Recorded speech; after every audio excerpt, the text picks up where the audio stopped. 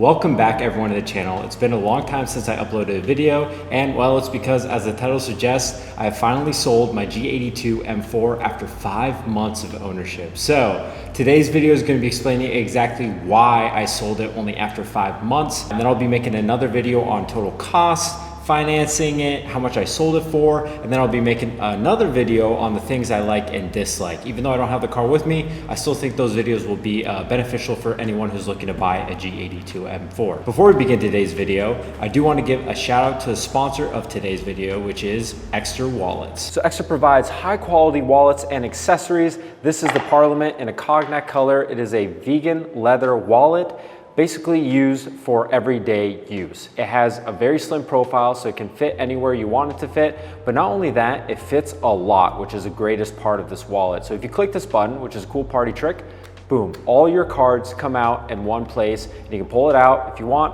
put it back in, and boom, it goes back into a slim profile. I'll be putting a link down in the bio. If you'd like to purchase one of these wallets, you'll get 20% off. So to jump into the video, we have to go right into explaining why I thought about selling the car and basically the biggest motive to do so. So as you guys know, 5 months ago, I ordered a custom, well, I guess it was longer than 5 months. Back in January, February, I ordered a brand new G82 M4 exactly to the spec I wanted. I waited a very gruesome 4 or 5 months until the last week of April is when the car got delivered. And I was so eager to get this car. I was so excited, and rightfully so. It was a really cool car, and I got it exactly how I wanted.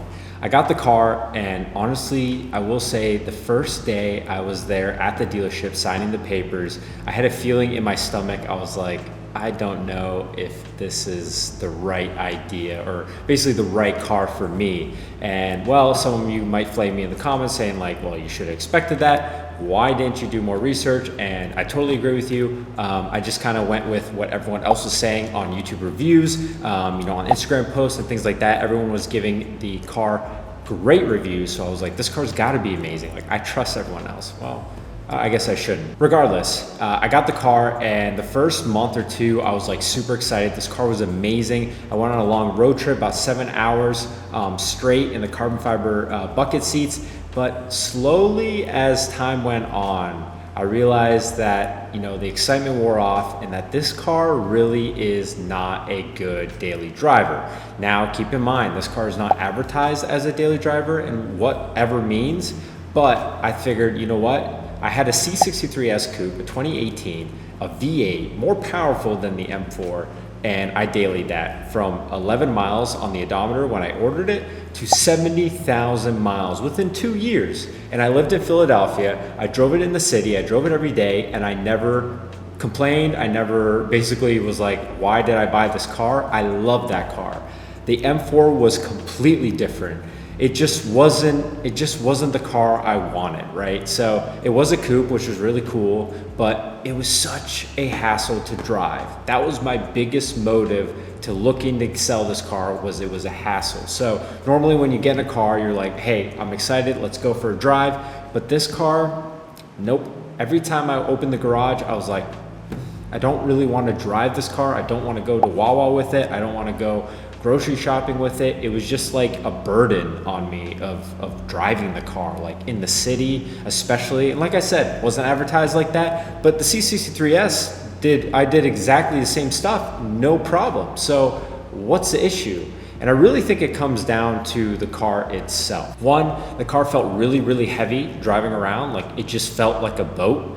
2, the car was really, really long for a coupe. And then 3, it always wanted to go fast, which is, can't complain too much. It does want to go fast, but it isn't good as a daily driver when it wants to go fast, because when you're trying to park, reverse into a spot, it just wants to lurch, and you have to like press the brake too hard, things like that. It just made it very unbearable to drive on the daily. And that was like my biggest motive to selling the car. That was at like month 3. And then I left for Europe for a couple weeks, didn't see the car, and then I got back, and excitement kind of reignited again.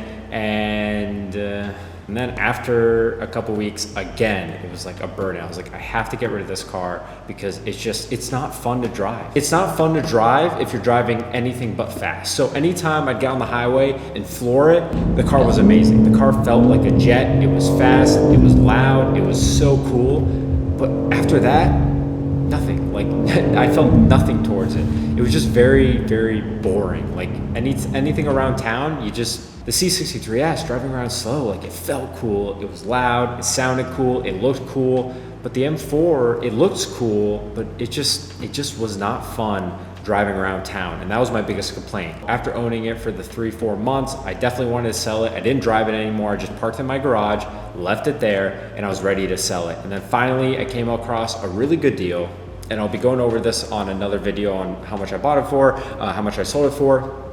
Couldn't pass it up, and I sold the car. So the car is gone, and I felt like a weight was lifted off my shoulders. And I don't think I should be feeling like that if it was a car that I enjoyed, because when I sold the C63S, I was actually really, really sad. And when I sold the M4, I was super, super happy.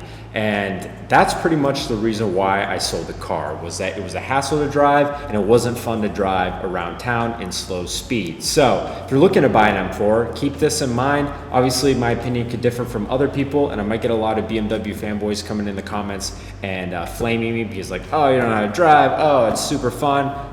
I get it. Like, you can enjoy a car how you want to enjoy it. This was my perspective of owning the car for 5 months as a daily driver, and from my own life, where I live and what I do, and driving around town, driving around the city, the car was not good. The car was just not what I wanted, so that is why I had to sell it. So be on the lookout for my next video on how much the car cost to buy and how much I sold it, and then what I liked and what I didn't like.